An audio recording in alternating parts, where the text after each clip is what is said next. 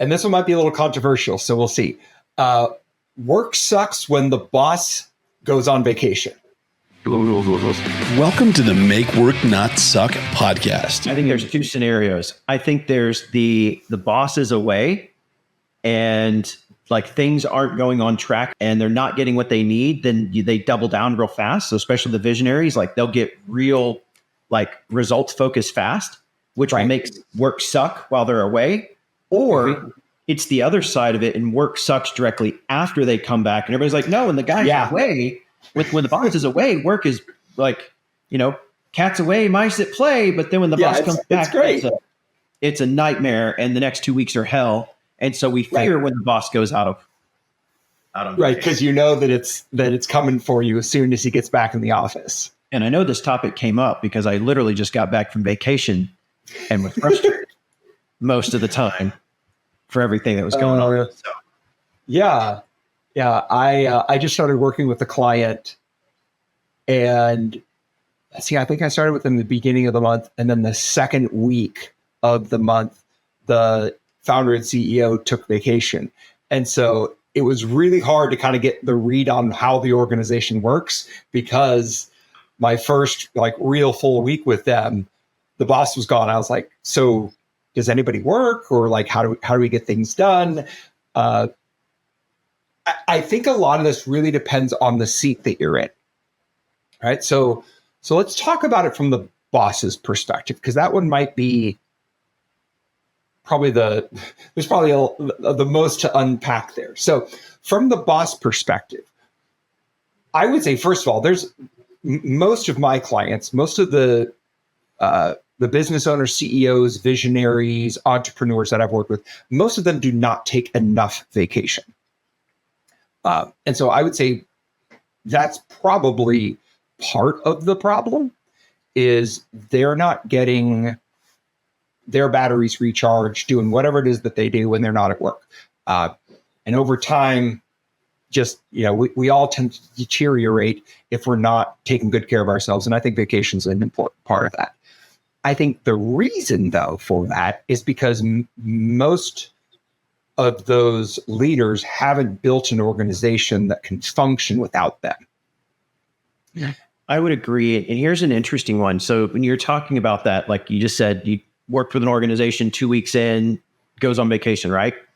Right. So I remember almost 2 years ago when I started working with Tier 11, the CEO owner, Ralph, went on vacation literally week 2. The first time I met the team was the quarterly meeting. I joined the company, spent 2 days with the CEO at a Indian reservation hotel in Florida, and then 3 days later with the leadership team. And then 2 weeks after that, he was out of town in Taiwan for 2 weeks. Okay. It was very successful, but I think that came down to you had the new person that was eager to jump in. You had a leadership team that was eager for change, and, been there, done that, right? That was my whole reason coming into the business, was to help turn it around. So it was great for him. I mean, there was the pulse checks and, how's things are going, but he came back to a company that had already made, progress and changes, and it was great. Right. Versus that was not my experience over the last week for me. It was the complete opposite. It was absolutely a shit show. I was going to say, why don't you tell us more about that experience? Yeah. Well, man, this is one of those cobbler shoes, right? Mm-hmm. Is there so many things going on? There's so many components. And I think it's one of those, I'm probably going to air out too much dirty laundry here. I think what the ultimate thing that came out of it is a ineffective integrator. All right. So I can be the visionary or the integrator. I'm 98% integrator, 96% visionary, or vice versa. I don't remember. But the problem is I can't do both at once. And so you're a really tricky one, because I've not seen a whole lot of people that can wear both hats as effectively as you get. But you're right. You don't wear both of them simultaneously well. I fail miserably, especially if I try to be the integrator of my own vision. I fail miserably. Mm-hmm. And so in this scenario, we have a junior integrator, a young lady that is very talented, very smart, very bright, but not experienced as an integrator. And what's happening is when I had stepped away to be with, well, for one, I was doing a bunch of consulting workshops the previous week. I came home, was home for like maybe 48 hours, and then the whole family flies out to California for a week-long trip. And so what the crux of this is nobody really knew what to do. And I had an integrator that was too junior to be able to carry the vision, the team, et cetera. And then what happened is, because she wasn't sure what to do, she went right into tactical mode, almost a little bit of visionary herself and coming up with ideas and trying to drive. And all we did was create chaos. Well, here I'm on vacation, right, with my family and some family friends. It's a very important trip that we're on. And I'm having to micromanage from afar because my integrator is not experienced enough to lead the company. That's the crux of it right there, is if you don't have a solid integrator to drive the leadership team and drive the business forward, then what you end up with is having to micromanage. And you know what? There was an example this morning. I literally just got back from a one-on-one with another CEO of another company about literally the same problem. He can't go on vacation because he when he's disconnected or when he's away, things don't move or the metrics slip. And that comes down to, really, it's having a solid integrator. Having a solid integrator. Yeah. So for those of you who might not be familiar with that terminology that we're using, integrator versus visionary, I think it comes from the EOS framework, which basically says for smaller businesses, the CEO, COO distinction's usually not super helpful. There tends to be two roles. One of them is the big picture visionary motivator. The second person is that integrator who just does a much better job of keeping the trains running on time. And those two people desperately need each other. They don't always naturally gravitate towards each other, but and you're usually wired for one or the other. Ryan's a little bit of a unique exception there because he can wear either hat. But one person kind of faces outwards towards the market. One person faces inwards towards the organization. And you kind of think about them being tied back to back. When those pairings work well, it is transformational to an organization. But getting that to work is tough. And finding somebody, I would imagine, as a visionary, finding somebody who sits in that role, sits in that number two role, is really hard to do. So we're a little off topic of work sucks when the boss leaves. Maybe it's work sucks when the boss leaves and the integrator isn't ready to carry the weight of the organization. Oh, that's 1,000% it. And most, especially in the smaller organizations where the visionary is the integrator, that's why it falls apart. Because when you're 10, 20, I think even up to like 50 people, a lot of time you might have like a consultant or a coach, or they may be in some mastermind or peer group or something that's kind of helping them, over leverage themselves. But that's really what it comes down to, is when you don't have a solid person that's driving the vision, it's president of the organization, a COO, whoever that fits that integrator box. If that is not there, then the visionary is either A, never going to take vacation, or B, they're going to micromanage from vacation, and it's going to be 100 times worse because they're trying to disconnect with their family or friends or whatever they're doing and be connected to the business in real time. And that's where you get frustrations. That's where you get short fuses. That's where you even get like little snappy remarks, which, kind of seems like a morale beater, if you will, that'll bring down the morale of the team, which makes work suck. Right. Yeah. But it's got to be frustrating for the visionary who's trying to unplug, trying to recharge, trying to spend time with their family. And they keep getting questions on, text messages like, hey, what are our priorities? Why are we doing this again? And I can imagine. I've literally, because I'm still livid from this. I literally have a message from today going, we don't know the priorities and what we need to do. I went into Slack. I scrolled up through one of the main channels. I found it's only like 12-ish messages back from September 11th. It is currently October 17th. And I said, here's the priority list. Is this list done? No. Then why are we asking? Why are we saying we don't know what to do? Right. That was 5 weeks ago. It wasn't that long ago. Wasn't that long ago. That list is not done. It was tagged who needs to be doing what is the priority in each functional area. And here we go. We don't know how to focus. So it's for me, it's very frustrating because everybody goes, well, we don't know what to do. Bullshit. Go look in Slack. It's right there. Well, but so for me, Right. I'm pissed off as hell because it's like, I've explained this, I've shared it, I've done that. What sort of just me doing everybody's job is it going to take to get the work done? But saying that doesn't build morale. It demoralizes morale. So as almost as the visionary, founder, owner, et cetera, like you're in a rock and a hard place. And so like work sucks for me too. My vacation was half derailed. I mean, luckily I've done this enough that I was able to put some rules in place and still have an enjoyable vacation. But I'm coming back to, having to be the janitor and clean up on the backside, and I get the, work-life balance or work is hard. It's like, well, how's this fair for me? Because guess what? Right. I still have to pay all you freaking people with all the crap. How is this fair? I don't get to go on vacation and I have to pay everybody's payroll for not doing But anything. you still got to pay people to screw things up for you. But then there's you should appreciate that we worked hard. Great. You worked hard on wasting my money. Thank you. I appreciate it. Here's a pat on the back for wasting my money. Right. Yes. Activity is not accomplishment. There is a difference. Thank you. So I think I'm ranting here a little bit, but I think it goes to where work. This scenario makes work suck for everybody. Yes. I think too often there's the level of they say it's lonely at the top, right? Or they don't understand why is the CEO or the owner founder, why are they just so focused on the results? Why are they focused on the revenue? Well, the money has to come from somewhere, right? Like that creates, and this is where I think it's the downward spiral, is everybody has a hand in solving this problem. And so I think the big thing is when the boss is away, everybody should be going, okay, remember how sucky that was last time? He's gone for a week.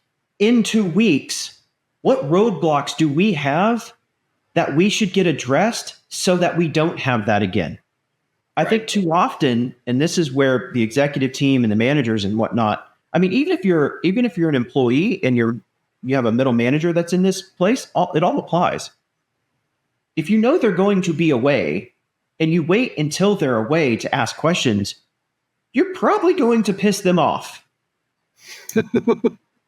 Reactivity does not make friends in this situation. Yes. So it comes down to, yes, the integrator's role is to beat that drum and to drive that consistency. But in the absence of an integrator, it's up to the rest of the team to think ahead. I would never, and maybe, I don't know if I'm exception to a rule or if I'm, the rule. I would never be pissed off if someone said, here's the things I think I'm going to attempt while you're gone. Is this okay? Or here's some roadblocks I think I'm going to run into. Can you pre-authorize these decisions or these money, these expenses or whatever? If someone came up to me with that a week or two before I left out of town and I blessed it, I'd much rather have that than getting text messages at 8:00 in the morning while I'm trying to get to Disneyland going, here's this plan. Do you authorize the expense? Fuck no. What the hell are you doing? So, we got to mark this. This one's not friendly for kids, apparently. Yeah, apparently not. But at least it's getting a reaction from you, which is good, and it's fresh and it's real. Yeah, we'll put the parental advisory on it before we push it out live. Okay, so when the boss goes on vacation, work sucks for the boss. Work can suck for the employees and the managers. You're kind of already going to, what do we do about it? For the senior leader, I think one of the things we've not hit on, but it's probably worth, is you need to communicate to your people in advance that you're going to be gone, right? And I'm not saying you didn't do that. I'm just saying that I have worked in organizations that the boss just disappears for 4 days. And you're like, hold on, you weren't going to tell me that, like, I can't talk to you for the next 4 days. So you've got to communicate that to your people in advance, or don't be surprised if they're not prepared. Oh, totally. If you don't tell your people you're going on vacation or you're going to be away, I mean, you know what? There's even cases like I've been gone. Well, I'll be gone almost 4 weeks straight in this stint. Mm-hmm. Only 1 week of that was personal vacation. The previous week was various business meetings. Next week is more various business meetings, and I'm going to be disconnected. That travel plan has been known for everybody. Right. So it's not blindsiding anybody. So I just want to make sure it's not just when you're going on vacation. There's a lot of executives or founders, owners, et cetera.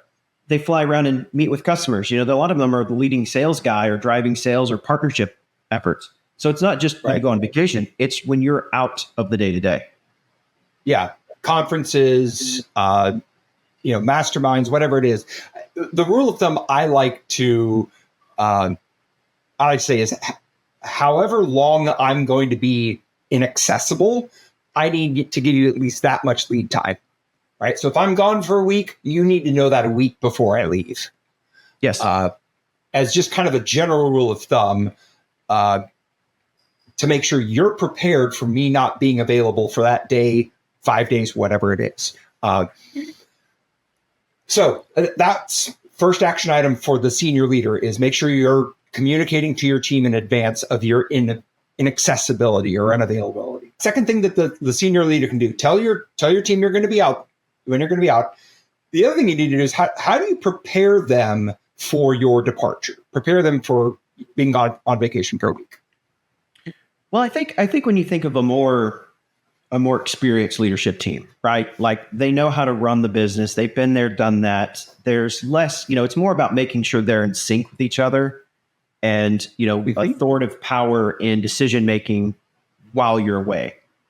So let's say if you got a more senior leadership team, they're executing, the day-to-day is running smooth. It's really what decision making potentials, decision tree, if you will. Like, don't call me, like, if 3 of you agree and we're within, $5,000 of budget or, of this expense, like, make the decision and go. If you're above that, call me. Right. So a lot of times where I've seen is running the day to day is not an issue. It's when there's an oh shit moment and we need to cross collaborate. And then normally the tiebreaker goes to the guy that's out. So how do we still maintain a decision and move forward? So that's one for more experience. On the junior team, I think this gets into, like, thinking ahead. Like, what's your project are you working on? Do you have all the components lined out? Do you know what you need to get done? Do you know what done looks like? Do you understand the objective? Okay, what roadblocks do you foresee? But I think I'm going to challenge this a little bit, because this is actually one of the problems that I ran into. Is there's a level of challenging questions like that, but I think with a junior team member, they're trying to prove themselves, right? They're trying to show their worth. They're trying to be a super doer. They're trying to, show that they've got what it takes and progress their career, et cetera. The problem is, in these scenarios, and this is literally what happened with one of our individuals, is they had the answer before they thought about it. It was, what is the priority for this, and do you have the roadblocks? Already have it. What are those? No, you're not thinking high enough. And so I think there's a level of, no, in these scenarios, you have to actually stop and think about it. It may take you 48 hours. Think about it, list it. It's almost like the elevate and delegate exercise. Mm-hmm. Or a SWOT analysis. Almost run a SWOT analysis, sleep on it for 24 hours, and then go through it again. Because if you think you know the objective and the person's going to leave, and you have an immediate answer for it, I'm going to bet you're probably 20 to 40% off track. Mm-hmm. Because you're trying to prove you have the information. But in this particular case, I mean, I think even before I left 2 weeks ago, I challenged, have you thought through this? Yes. Show me. That's not good enough. Think through it again. Then it became, well, why are you challenging me? Do you not trust me to get it done? It's like, no, it's not that I don't trust you. You're not thinking far enough ahead for the duration of my leave. You're thinking 1 week ahead. I need you to think 2 to 3 weeks ahead. Because think, if I'm gone a week, that doesn't, I mean, really you need to be thinking 3 weeks ahead, because you got the week you're gone, you got a week of catch up, and still decisions that need to be made. Good. So I would say, I would almost go, if you're going to be gone for 1 week, you need to give 2 weeks notice, and they need to be thinking 6 weeks ahead. Ooh. 2 weeks prior, the week you're going, and the 3 that follow it. And that's the problem. Most people only think, oh, you're gone a week. I only think of the next week. Right. It's too short term. Yeah. I would say the other variable here that we've not talked about is I think the maturity of the business, not the maturity of the people, but the maturity of the business. I've worked in organizations that have been around for a very, very long time, and things just don't change that quickly, for good and for bad. Whereas a younger organization that's just getting started, there are a lot of foundational decisions being made on a very frequent basis. And until those decisions are made, there's a wide range of potential outcomes. And so I've seen that particularly early on in startups. It's harder for a founder to step away from a startup because there just isn't any organizational muscle memory there. Whereas with larger organizations, we've done this for so many years that it's not really going to change that much whether or not he's here or not. Yeah, and I think in the dynamic that we have is you've got some senior team members, you've got some junior team members, and you've got some startup scenarios. And it really is it's easy to redline it, not realizing you're redlining it. And it's just that much harder to solve. Like it's going to take an exuberant more amount of energy to solve the problem than just it. And this goes into, adaptive learning versus routine process. Mm-hmm. If you go into this like you manage your day-to-day task list, you're going to miss the mark by a lot, right? Yeah. Versus if you step out of routine process and use adaptive learning and think out, again, I like to use the phrase, think outside the box, novel, then that's the level of thinking. It goes back. Routine process is thinking the next week ahead. Versus I just told you, if the boss is gone for 1 week, you need to be thinking about 6. Well, if your routine process is to think 1 week ahead, you're going to miss it. You're going to miss it by 5 weeks. And then what happens to the performance of the business? And I'll tell you the other side of this is you get back and you're frustrated with it. Here it is 2 weeks later. Well, for me, it's 2 days, but I can tell you what this is going to look like in 2 weeks. And 2 weeks later, everybody's frustrated. You're trying to clean up the mess. You're trying to pick up all the pieces and keep moving again. And because you're thinking in a 1 week cycle, you go, well, what in this past week was so wrong that we went off the rails? I just looked at my message here. This started September 11th. The priority list was set September 11th. And you just said that was 5 weeks ago? Actually, we're past the 30-day mark. So we're past 30 days. Mm-hmm. So clearly we did not think 6 weeks in advance when it was set that far ahead. Yeah. Yeah. So, trying to get out of rant. But I think it's helpful to hear, because I would imagine that at more senior levels of an organization, people tend to think on a longer timeline. Like I remember early in my career, I was thinking about my whole day, and I was probably ahead of a lot of people. I'm like, look, I have a plan for my day. Yippee.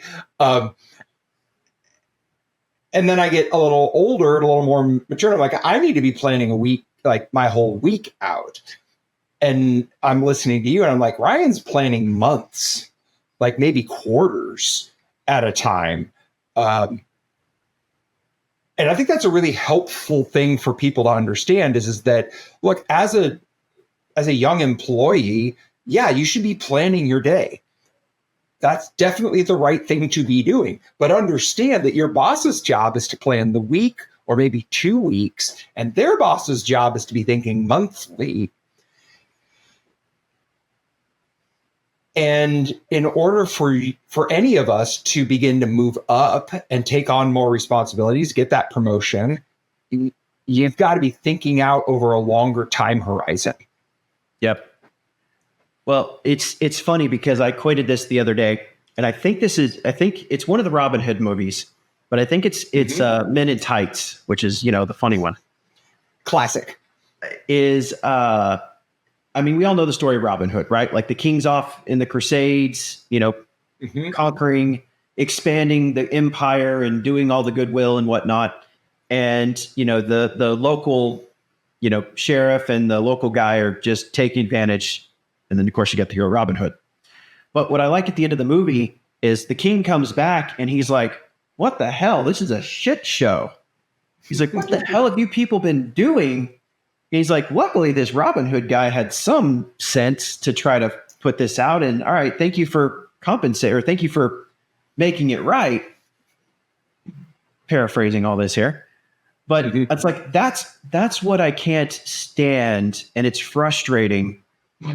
Is like you just said, I think quarters, some cases, half a year and a half in advance. And like this particular set of trips that I've been on is I said, here are the things I set out to accomplish. And I'm going to come back. I'm going to go conquer territory. And I need the team to be ready to support this new territory I'm going to go conquer. Mm-hmm. And here I come back from my crusades. We've won. And I'm like, you guys aren't ready for shit. What the hell did you do? Well, we had this idea and we went left field and we thought this and we're trying to, why? I just told you I'm going to go conquer over here and you need to be prepared to support. And you come back to, like, that's the problem is, these series of trips, they were planned almost 6 months in advance. Yeah. For a reason, right? Like you're trying to expand, advance the business. Yep. And so for me, coming back and seeing that the team not only didn't make any progress, they just rode the boat in a circle in the harbor. Like we didn't even get out to open seas. We got 10 feet from the pier and just rode in circles. And then we want the pat on the back that we rode really hard. Great job. And here I'm like, where's the Armada ready to set sail? Like we conquered. Anyways. I think that goes into like that. You have to keep that mindset. Like if they're going out on conquest, then you've got to go, what are you conquesting? What are you going after? What do we need to come prepared with? What does success look like? Where do we need to be? And I think too often we lose sight of that component. I'm definitely showing off my pissed offness here. It says the boss is pissed. Oh, hell yeah, I'm pissed. The team is frustrated. I'm pretty sure I can read it. I can read the line between the lines and slacks. It says, putting feelings aside, how do we get back on target? It goes back to what's the vision? What are we trying to do here? At the end of the day, I think if everybody goes look back, like that's the whole red line, green line, right? We had a perceived high value. We thought our plans and these ideas we came up when the boss was away were going to be good ideas. The problem is we didn't reality check the vision. And the only way to get back on track is not to come up with new ideas. It's to go back to what is the vision? What are we trying to achieve? And how do we, you got to set feelings aside. Everybody screwed up. Whether the boss didn't communicate clearly, which I know I'm sure there's some components of, whether my assistant didn't communicate something that she should have, I'm sure she's guilty of that. Whether the team misunderstood and didn't ask clarifying questions, I'm sure they're guilty of that. At the end of the day, everybody's guilty. So we have to put all of that aside and go, all right, we fucked up, but what's the vision here? What are we trying to do and how do we get back on track? And and then the journey as well, right? Because the red line is vision results. And I know this was part of my learning from this is, we talked about the vision. I get excited about the vision and I'm like, all right, so results, like where are the sales? And it's like, well, if you wanted to have 10 customers, you probably needed to have 100 demos, which means you probably need to have 1,000, phone calls. Did you make 1,000 phone calls? No.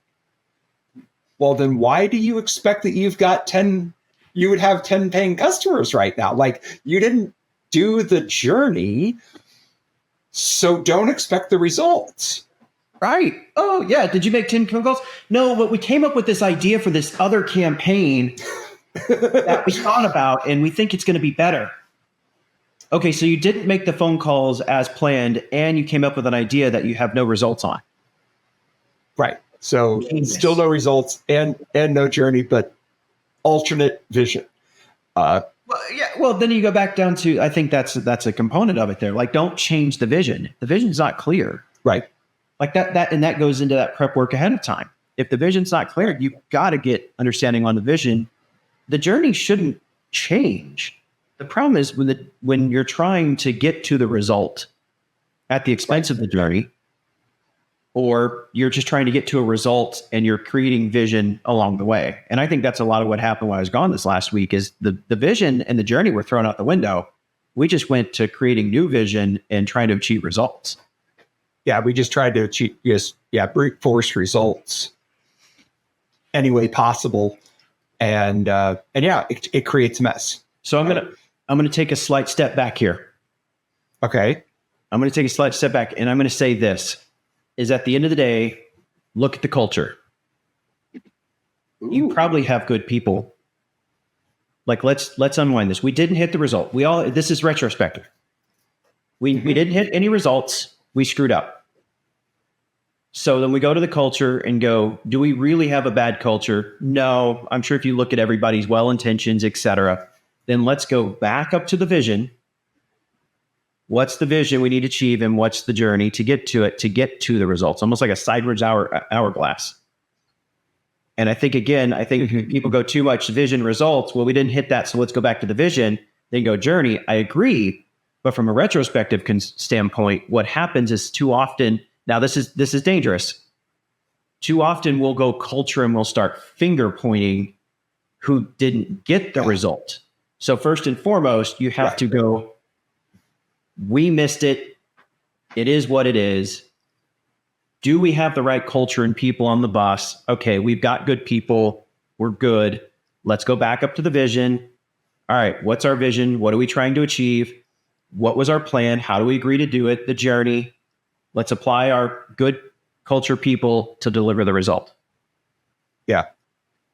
And I think that applies. It doesn't matter where in the organization you are. Everybody, I mean, even the frontline or the individual employee, individual contributor is you. Everybody's got to look in the mirror and go, how did I contribute to this failure? And what can I do to fix it? Yeah. And what do I need to do better next time? Yep. Yeah. And that's hard. And not all of us, there's a lot of people that struggle with that because it stings, right? It's not a pleasant conversation to have with yourself. Certainly not a pleasant conversation to have with your boss. But if we don't have those conversations, we can't get better and work just continues to suck more and more. So I like the way you talked about that. It's retrospective. We didn't hit the goal. Do we have the right people? Are they committed? Are they, doing the right things? Do we have the right vision? Do we have the right processes in place? And at some point, the answer is going to be no. Find out where that answer is no and go fix it. Yep. And that's how it would make work not suck when the boss is away. Make work not suck. Our podcast that talks about exactly that. Our process, vision, journey, culture, and results. We present real-world business solutions that make the difference.